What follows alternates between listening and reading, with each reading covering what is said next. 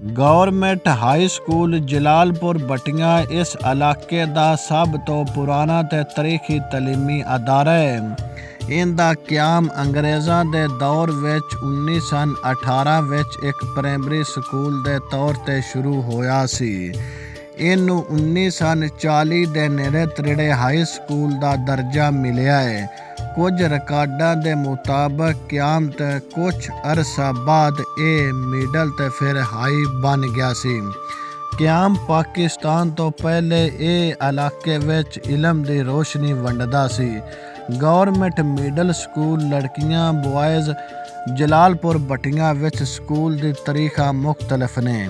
Government girls middle school 1952 ਵਿੱਚ ਕਾਇਮ ਕੀਤਾ ਗਿਆ ਸੀ ਤਾਂ ਜੇ ਬੱਚੀਆਂ ਨੂੰ ਵੀ ਤਾਲੀਮ ਦਾ ਬਰਾਬਰ ਮੌਕਾ ਮਿਲ ਸਕੇ। ਬਾਅਦ ਵਿੱਚ ਇਹਨੂੰ ਹਾਈ ਤੇ ਫਿਰ ਹਾਇਰ ਸੈਕੰਡਰੀ ਦਾ ਦਰਜਾ ਵੀ ਦਿੱਤਾ ਗਿਆ ਸੀ।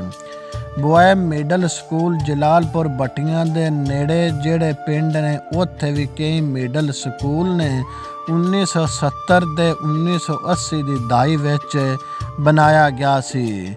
ਸਰਕਾਰੀ ਰਿਕਾਰਡ ਦੇ ਮੁਤਾਬਕ ਤਾਰੀਖਾਂ ਵਿੱਚ ਇੱਕ ਅੱਧੇ ਸਾਲ ਦਾ ਫਰਕ ਹੁੰਦਾ ਸੀ, ਪਰ ਹਾਈ ਸਕੂਲ ਦੀ ਬੁਨਿਆਦ 1918 ਵਿੱਚ ਰੱਖੀ ਗਈ ਸੀ। ਜਲਾਲਪੁਰ ਬਟੀਆਂ ਦਾ ਥਾਣਾ ਇਲਾਕੇ ਦੀਆਂ ਪੁਰਾਣਿਆਂ ਥਾਣਿਆਂ ਵਿੱਚੋਂ ਇੱਕ ਹੈ। ਅਗਰਚੇ ਕਿਆਮ ਪਾਕਿਸਤਾਨ ਤੋਂ ਪਹਿਲੇ ਵੀ ਇੱਥੇ ਅਮਨੋ ਅਮਾਨ ਲਈ ਪੁਲਿਸ ਦੀਆਂ ਛੋਟੇ ਮਰਕਜ਼ ਚੌਕੀਆਂ ਮੌਜੂਦ ਸਨ, ਪਰ ਬਾਕਾਇਦਾ ਤੌਰ ਤੇ ਥਾਣਾ ਜਲਾਲਪੁਰ ਬਟੀਆਂ ਦਾ ਕਿਆਮ ਪਾਕਿਸਤਾਨ ਦੇ ਫੌਰਨ ਬਾਅਦ ਦੇ ਸਾਲਾਂ ਵਿੱਚ ਅਮਲ ਵਿੱਚ ਆਇਆ ਸੀ। ਇਹ ਥਾਣਾ ਪਹਿਲੇ ਜ਼ਿਲ੍ਹਾ ਗੁਜਰਾਂਵਾਲ ਦੇ ਮੁਤਹਿਤ ਹੁੰਦਾ ਸੀ, ਕਿਉਂ ਜੇ ਹਾਫਜ਼ਾਬਾਦ ਉਸ ਵੇਲੇ ਗੁਜਰਾਂਵਾਲ ਦੀ ਇੱਕ ਤਹਿਸੀਲ ਸੀ। 1993 ਵਿੱਚ ਜਦੋਂ ਹਾਫਜ਼ਾਬਾਦ ਨੂੰ ਜ਼ਿਲ੍ਹੇ ਦਾ ਦਰਜਾ ਮਿਲਿਆ ਸੀ, ਇਹ ਥਾਣਾ DPO ਹਾਫਜ਼ਾਬਾਦ ਦੇ ਦਾਇਰੇ ਅਖਤਿਆਰ ਵਿੱਚ ਆ ਗਿਆ ਸੀ। ਇਹ ਥਾਣਾ ਸ਼ਹਿਰ ਦੇ ਮਰਕਜ਼ ਹਿੱਸੇ ਦੇ ਵਿੱਚ ਵਾਕਿਆ ਹੈ। ਤਹਿਸੀਲ ਪਿੰਡੀ ਬਟੀਆਂ ਸਰਕਲ ਦੇ ਮਤਹਿਤ ਕੰਮ ਕਰਦਾ ਹੈ।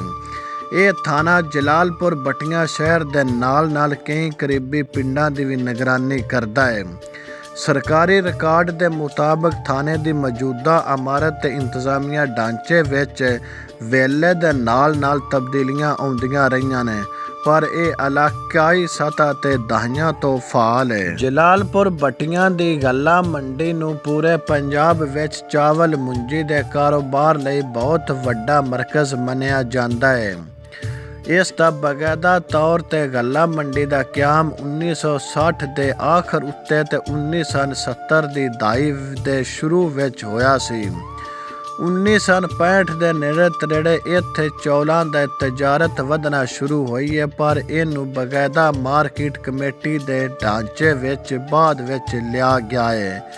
ਅੱਜ ਇਹ ਮੰਡੀ ਸੁਪਰ ਕਰਨਲ ਬਾਸਪਤੀ ਚਾਵਲਾਂ ਦੇ ਹਵਾਲੇ ਨਾਲ ਪੂਰੀ ਦੁਨੀਆ ਵਿੱਚ ਮਸ਼ਹੂਰ ਹੈ। ਇੱਥੋਂ ਚਾਵਲ ਬਾਹਰਲੇ ਮੁਲਕਾਂ ਵਿੱਚ ਵੀ ਐਕਸਪੋਰਟ ਕੀਤਾ ਜਾਂਦਾ ਹੈ।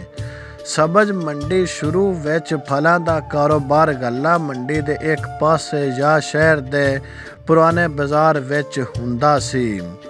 ਸਬਜ਼ ਮੰਡੀ ਦਾ ਕਿਆਮ ਗੱਲਾ ਮੰਡੀ ਦੇ ਕੁਝ ਅਰਸਾ ਬਾਅਦ 1980 ਦੀ ਦਹਾਈ ਦੇ ਦੌਰਾਨ ਅਮਲ ਵਿੱਚ ਆਇਆ ਹੈ। ਸ਼ਹਿਰ ਦੀ ਆਬਾਦੀ ਵਧਣ ਤੇ ਪਿੰਡਾਂ ਤੋਂ ਫਸਲਾਂ ਦੀ ਆਮਦ ਜ਼ਿਆਦਾ ਹੋਣ ਪਾਰੋਂ ਇੱਕ ਵੱਖਰੀ ਜਗ੍ਹਾ ਦੀ ਜ਼ਰੂਰਤ ਪਈ ਹੈ।